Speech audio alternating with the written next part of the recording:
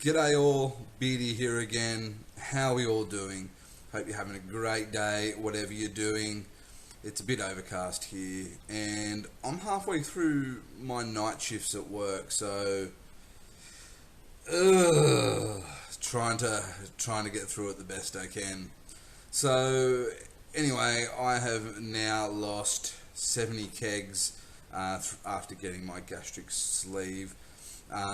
It's been a pretty up and down journey, and some of the stuff I wanted to talk to you today is about, what I did to go through to make my decision and how I came to making my decision. And in making my decision, how did I tell people, and how do I tell people and discuss it with people? Because people are going to find out, and people are going to get a bit antsy-pantsy about it. They're going to think weird things. They're going to think positive and negative towards what you do. And it's, to me, not what you think about these people, but it's how you deal with it and how you move on in a positive way. Because if you don't have a positive way to move along, you're only going to have negative ways.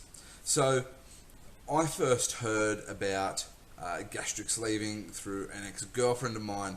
She had it done, and the results were very positive for her. That was 3 to 4 years ago now, and it just kept in the back of my head, being an obese guy. I kept putting on weight. I couldn't stop, and that's a terrible, horrible thing. So I started doing research, and I started talking to a couple of other people about it, who had looked into the surgery themselves, but not necessarily have gone through with it. And I got online, I read a lot of forums, I read a lot of peer-reviewed papers, and I came down to it. I had to do one of 4 things, actually. One was do nothing, keep going down the way that I was going.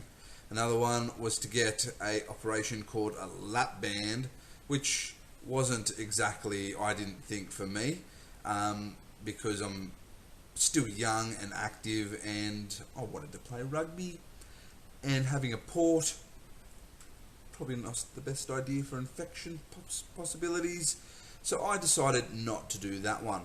The next one was a gastric bypass, which is where they essentially create a new stomach and bypass your old stomach into this new little stomach. It's a very small stomach.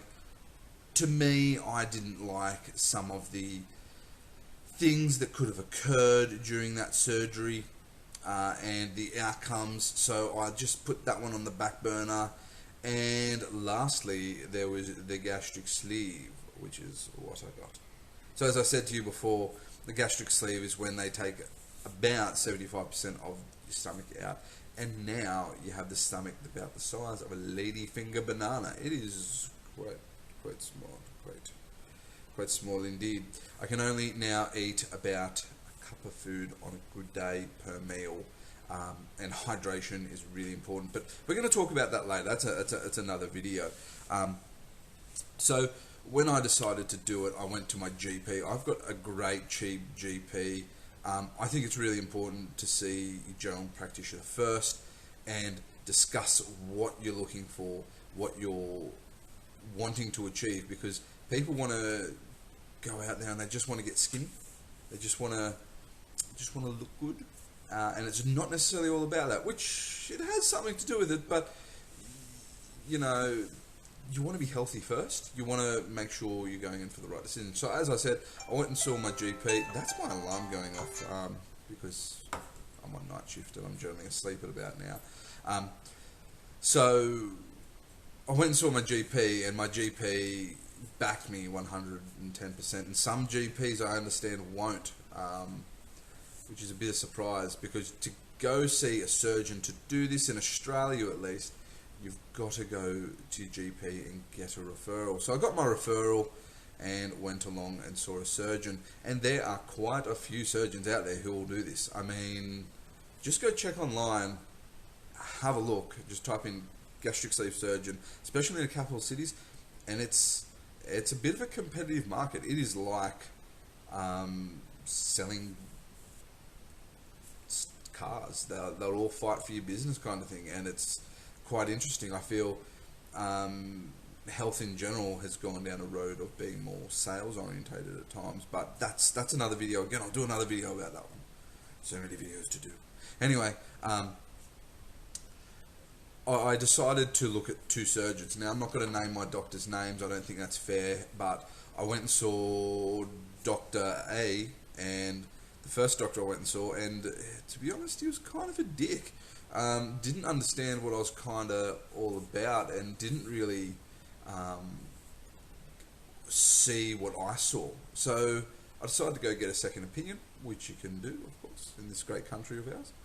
And sorry if you're in a country that you can't. But I went and saw Dr. B, and Dr. B, he's a really good surgeon. I looked him up online and went and saw him. The ideas I gave him, he completely agreed with.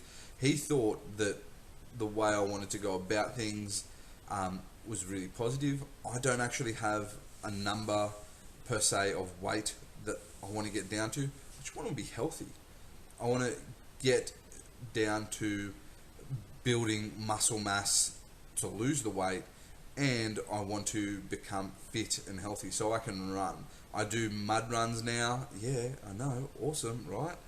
Tough Mud is going to come up at the end of the year, and I'm going to take you on that and show you a bit about that kind of stuff that I do. So I want to be able to challenge myself, challenge my body mentally and emotionally and physically to be able to do stuff and just be really healthy and really happy. So my surgeon came down to it and he said, what kind of surgery do you want? You know, I think it would really improve your life. And I said, woo, great, let's go. And I decided on the gastric sleeve, quite obviously. He went through into great detail the pros and cons of getting a gastric sleeve. And there are lots and lots of pros. There are lots and lots of cons. That, again, is a whole nother video. But I decided to do that. From there, I had to make sure that I was covered. In Australia, Medicare does cover a very small amount. It's about $600 that they will cover up to. And then most surgeons won't cover you unless you're covered by a private healthcare provider. And I don't know many public hospitals, because of it's an elective surgery at the moment, will actually cover you. But if you do know, like, put it down there. So I went into a private health fund, paid through the nose for that, which I've still got because I feel it's good to have.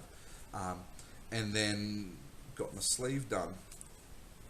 Telling people about my sleeve was terrifying. I told my dad. My dad is an amazing person. Everyone should meet my dad. He's just great, and I might even, when he knows about that I'm doing these videos, tell him and get him on, because I think his perspective on what he expected and what how I'm going could really help some other people in other families. But again, another video. Oh, I'm getting so excited with making videos all of a sudden. Great. Anyway, so yeah, I spoke to my dad. I told him, you know, this is what I want to do.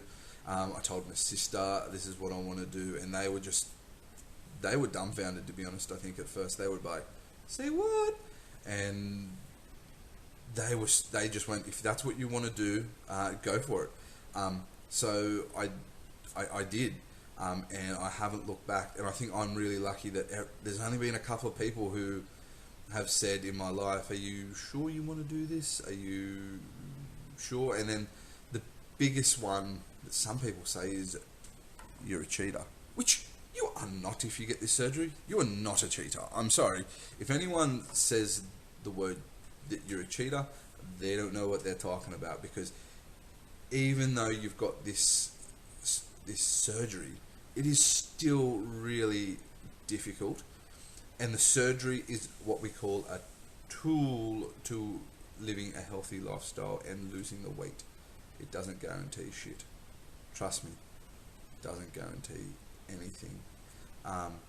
you've still got to work really hard. You've still got to eat right. Actually, I think now, because I've had my sleeve, that I've had to eat more, I've had to eat better than if I didn't, because you can only intake so much, and everything you intake has to be so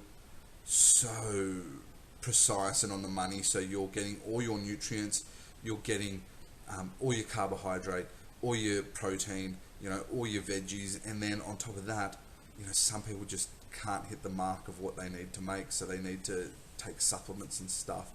And I think you've got to be more strict than before, kind of thing, because before you could slip up and eat shitty food every now and again and it wouldn't really matter. But it does matter now. If I don't eat my 6 meals a day, that's right, 6 meals I eat a day, I get real tired, I get lethargic, I get sick. So I've got to make sure that it's all up to par, all going well, and I'm eating the right thing. So getting people on board, because when you go out for dinner or people say to you, hey, do you want to go grab a coffee? And then you're going from drinking a massive coffee to maybe not even drinking coffee, or drinking a really small espresso, and then having to wait 30 minutes between that and a meal, and not being able to eat everything, because there's some things I can't eat. I can't eat bread. I can eat toast. I can't eat bread. But even things like soft drink, carbonated drinks, I can't do carbonated drinks, and to me that's okay. So when people bring it up and they say, "Hey, why are you not having a beer, Dan? Dan, it's a game after rugby. Why aren't you having a beer?" I can say, well, I don't, because of these reasons. I don't because I have a sleeve. But to me, not drinking beer is the least of my worries, really. Does that kind of make sense? I hope it kind of does, because some people just still look at me weird, like I couldn't go without my life without drinking a beer. And I just go, So anyway, so telling people and getting their support, and the people who don't give you support are just not worth it. They're pretty much, and they're not going to support you. They're not your friend. They're not. You don't need them. You don't need them in your life, no matter what they say, and no matter what you think. You don't. You're a better person, because it's like going to the gym and ripping off a fat guy. Yeah. They're there to make an effort. They're there to get healthy. They're there to be stronger. Yet you're bringing them down. Doesn't make sense, but people do it. I go to the gym regularly now. I was going 4 days a week, and then it's rugby season here, so I'm only doing about 2 sessions a week. And people still look at me and they go, "Who's the fat guy?" And I just don't care. He's dead. Just don't listen to them. Ignore them. Get in your own space, put in your headset, and do what you need to do, and get out and enjoy what you're doing there. But that's another video altogether again. But really, I just wanted to explain to people today what it was like for me to make my decision, kind of the shortened end of the process to getting where I've gotten, and I think for me, as I keep saying, I've had really positive effects, but you've got to be positive minded at the same time. You have some really good support behind you. One of the big things that I didn't expect is a thing called cholecystitis after my surgery. And what essentially happens with that is you get gallstones, and that creates an infection known as cholecystitis. And I've had that for about a month, and on and off, and it hurts. That's my dog, if you can hear it in the background. He's excited for some reason. But anyway, that cholecystitis really, really hurts, and that's something that is a con for me. I probably need to get my gallbladder out now. And on top of that, I'm about to go on holiday overseas, and going over there with cholecystitis is a bit terrifying, but I've spoken to doctors, and because of that support network, I'm really, really excited to do that. So yeah. So yes, as I just said, as I said at the beginning of the video, I'm on night shift. I've got 2 more left. Yes. And then after that, I'm going overseas. I'm going 4 weeks to Southeast Asia. I'm going to Thailand, Cambodia, and Laos. Very cool. I'm going to go with my best mate. I've grown up with him. He's been an amazing support for me, Mitch. Might see if I can do a bit of a video with him and get a bit of a perspective for people who might watch this and know a friend who might be doing this, and particularly if you're a male friend with another male friend, like bros, you can see what it's like for someone else to go through it, and how you can support them.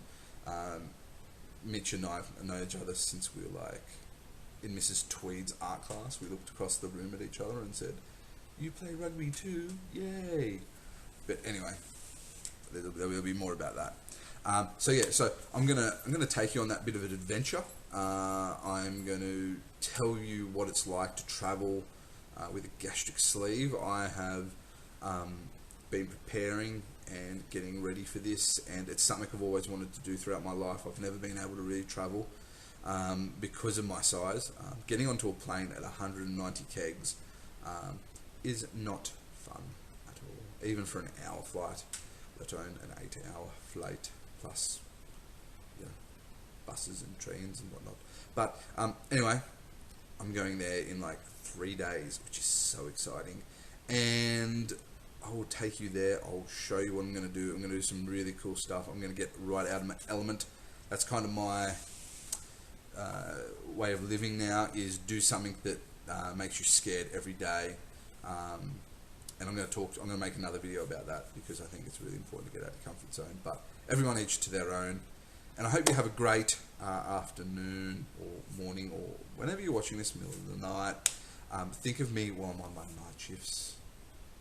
I hope they're good. I hope I don't have too many crazy people annoying me, but I will take it as it comes. And look after yourselves. And if you have any questions, if you've got anything to add, chuck them down there, and I'll add. 18 people watched my first one. I was kind of excited. I think 6 of them I know, and told them to watch. The other 12 was just me. Awesome.